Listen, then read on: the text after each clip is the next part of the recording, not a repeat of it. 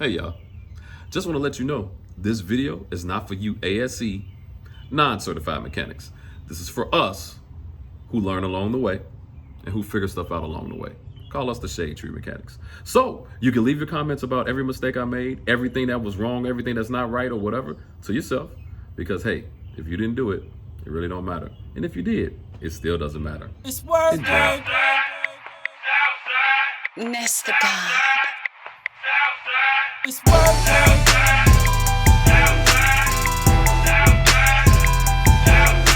It's working.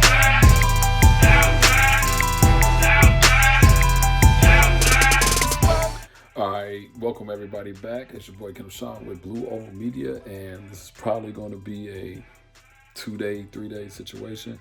But as you all saw in my previous video, I have the Whipple supercharger ready. And so I'm about to assemble this thing right now as best as I can. Tomorrow I have my boy Mario with me, but you all will probably see this as one video. And so there are some things that I need to get ready before he gets here so it can make the process easier for us to go ahead and throw it in the car. And yeah, we can go from there. So let me show you what I got. All right, so the first order of business is that I don't have the supercharger turned upside down, but the map sensor goes there.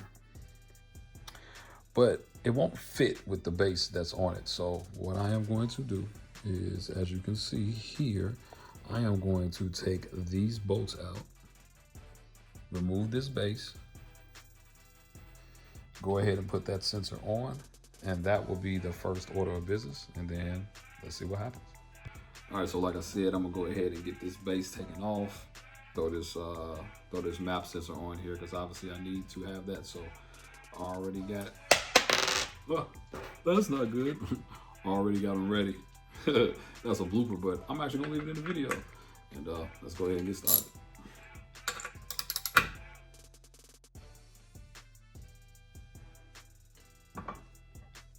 And voila, it did.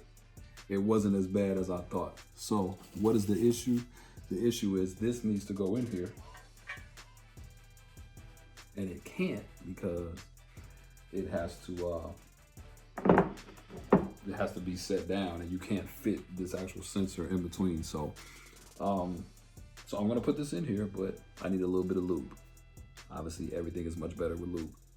So let me go ahead and put some lube on here, get this thing in here, and then I'm gonna put this thing back on. And then I'll show you all the rest of the stuff that needs to happen. So always know, if you ever get this brand new, you have to take the base off in order to put your map sensor on here, all right? Look, it's coming from the Shade Tree Mechanic, but I just figured it out, and now I'm gonna work it out. So I'll be right back. All right, so the next thing I have to do is I have the EGR right here. And yeah, there is no EGR. Don't tell nobody. So I got this plate right here that I'm gonna put on here. So I'll slide that in there. Obviously that's not gonna work with holding the camera. Let's see if we can do it like this. So I'm gonna go ahead and slide this on in here.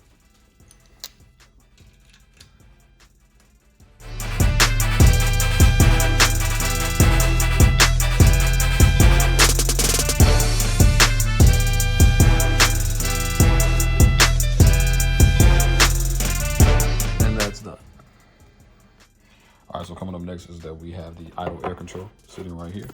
I have the gasket for it. And this is kind of an adapter situation. So let me go ahead and get a better angle and some better lighting for you all. So this is the gasket that I already had. This is my old IAC. It doesn't look as pretty, but fun times. So we got to put that here. This is actually an adapter. So I'm going to put that there and then put this on top and bolt it up. Be right back. A quick update. Sensor is on the throttle body, so that is taken care of. Earlier, I also put the idle air control on as well. Shout out to the Cobra group. I mean the 05 Whipple group. I had posted a picture and I had this on the wrong way. Like I said, I'm used to the inlet style, the older ones with that wasn't a crusher. So got that on there. See, that's there. I'm going to have to run to the hardware store because I need to plug these two up. I'm only running technically 2 vacuums, and I think I'm gonna have one coming out here and this one here, but everything else needs to be plugged up. As you can see, EGR and everything. And I need to plug this up as well. So, more to come. Let me do the unveiling of pulling this off. It does say remove. Oh yeah. Wow. Yeah, how wide that is.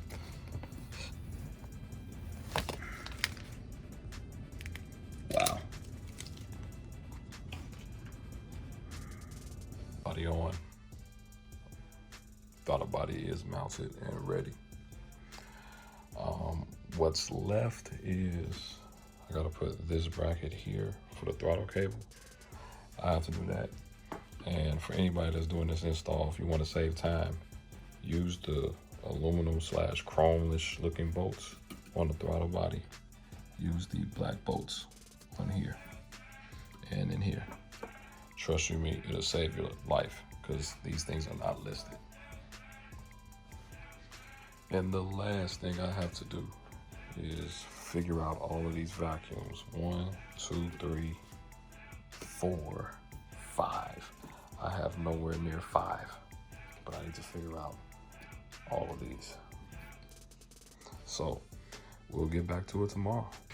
All right, so it's the next day. We're back. I got B Notch here, and I got the man that don't want to be seen, but oh well. My man Darius, J3 Saddy, Daddy, whatever his Instagram name is. J3's Daddy. Okay, so like I showed you all, we got the throttle body in, we got everything in. I have plugs in all the way around.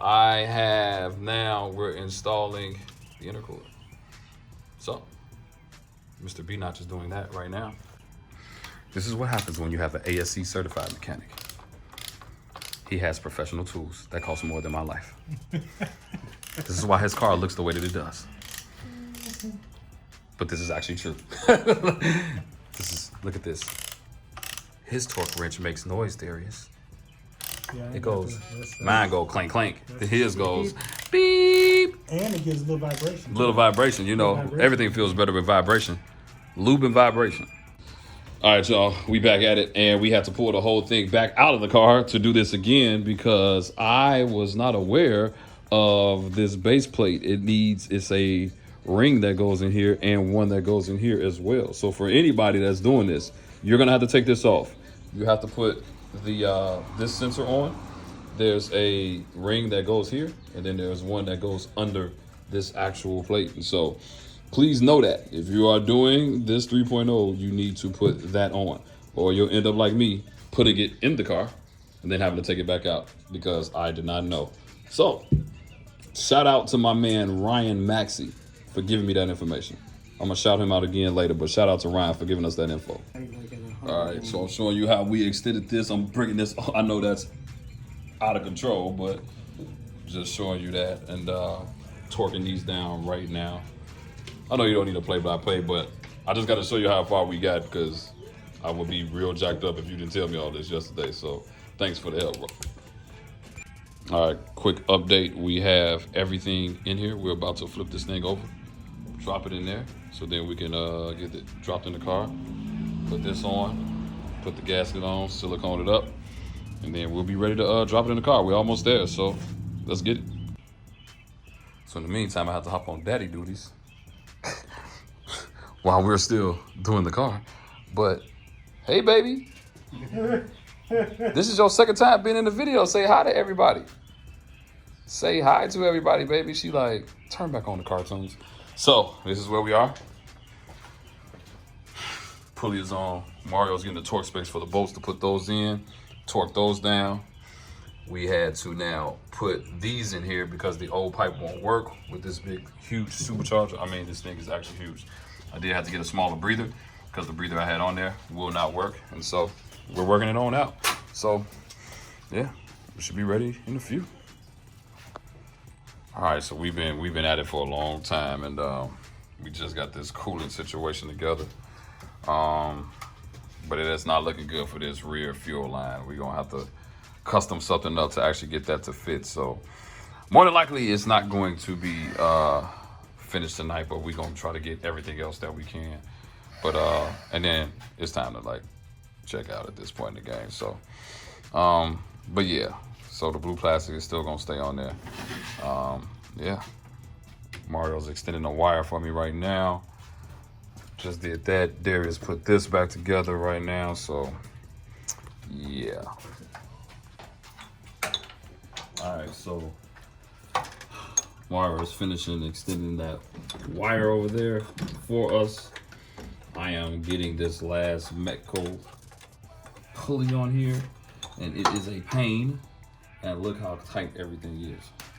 Everything looks pretty freaking dirty right now, but when I tell you everything is tight right now, which is why this blue protective film is still on here.